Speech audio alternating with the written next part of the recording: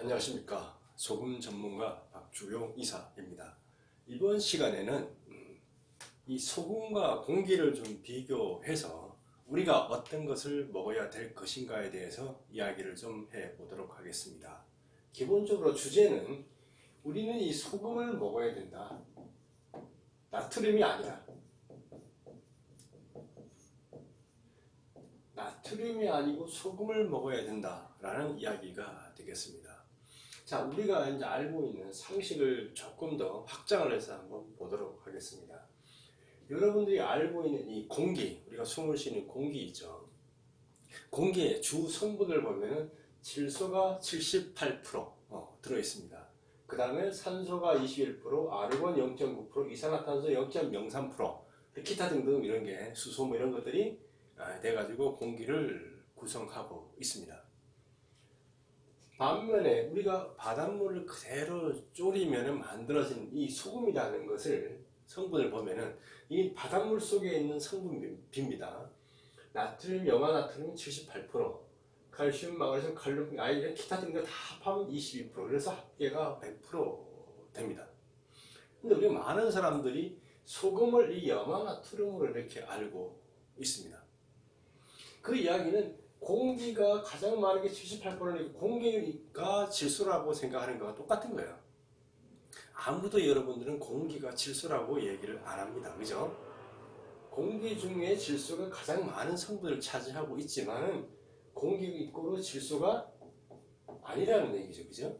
마찬가지로 소금 이꼬로 염화나트륨이 되면은 안 되는 거죠. 그죠? 근데 우리가 많은 사람들이 소금은 염화나트륨이라고 알고 있고 이거를 먹어야 된다라고 생각을 하고 정부에서도 모든 기준이 이렇게 있다 보니까 이 나머지 것들은 불순물 취급하거나 의미 없게 취급해서 관심을 안 두거나 먹지 말아야 될 것으로 생각하는 경향이 있고 그러다 보니까 이것들이 진짜 몸에 해로운 것으로 이야기하는 사람들도 많이 있게 됩니다.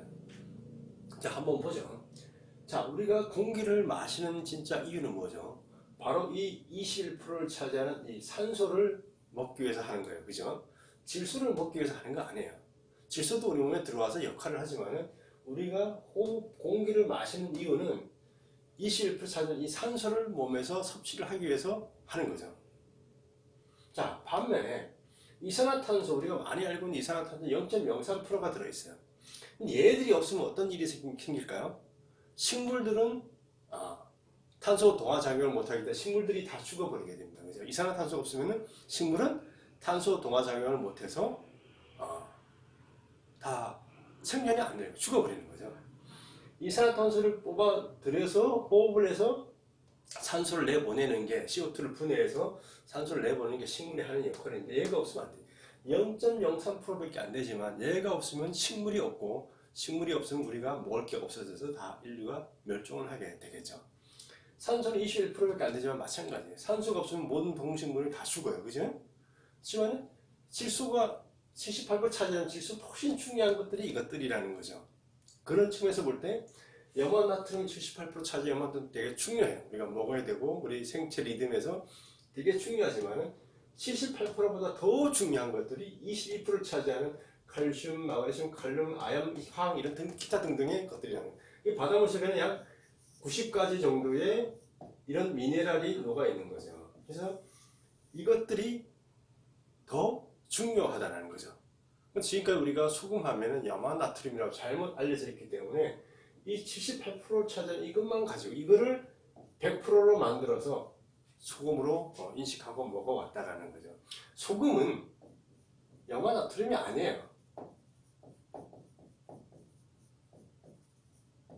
이거는 서양학자들이 만들어 놓은 기준이에요.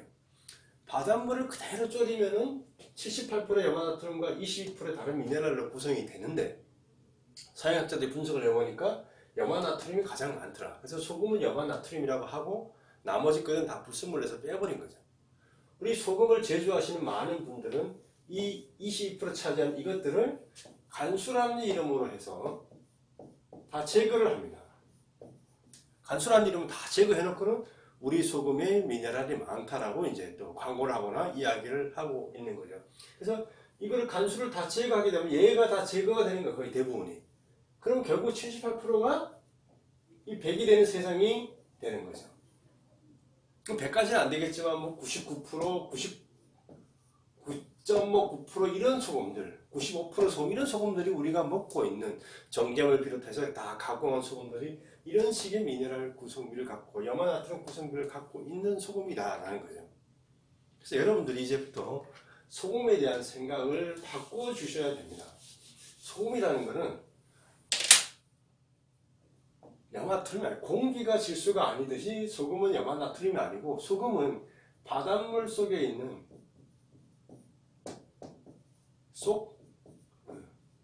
미네랄의 총합, 바닷물 속에 있는 미네랄의 총합이 지금 이게 전체가 합쳐진 게 소금이에요. 그 우리가 원래부터 알고 있는 소금인데 서양학자들은 제일 많은 게 염화나트륨이라고 해서 이거를 가지고 소금으로 해버리고 나머지 것들은 불순물 취급해서 빼버리거나 간수라는 이름에서 제거를 해버렸다는 거예요. 이 간수를 제거했던 이유는 서양학자들의 있던 사고도 있지만 이 간수를 들어가게 되면 맛이 쓴맛이 납니다. 이 쓴맛이 나니까 이거를 제거를 하면 소금보다 깔끔한 짠맛이 나니까 이렇게 생각을 한 거죠. 근데 요즘 새로운 기술을 해서 이 간수 성분이 다 들어가면서도 맛이 좋게 만들어진 소금, 맛이 좋은 소금이 만들어질 수가 있다는 거죠. 근데 그런 기술들이 없기 때문에 이런 우를 보면서 잘못을 보면서 이 염화나트륨만 들어가 있는 소금을 우리가 계속 먹고 있고 이게 좋은 소금인 것처럼 인식하는 일이 벌어지고 있다는 거죠. 간수까지도 다 이게 간수 성분이라는 거 얘기했죠. 이 모든 것이 다 들어가서 이게 돼야지 100%의 우리가 진짜 소금을 먹을 수가 있게 됩니다. 이런 소금을 여러분들이 찾아서 드시는 게 바로 건강하게 살아가는 기준이 된다는 거죠.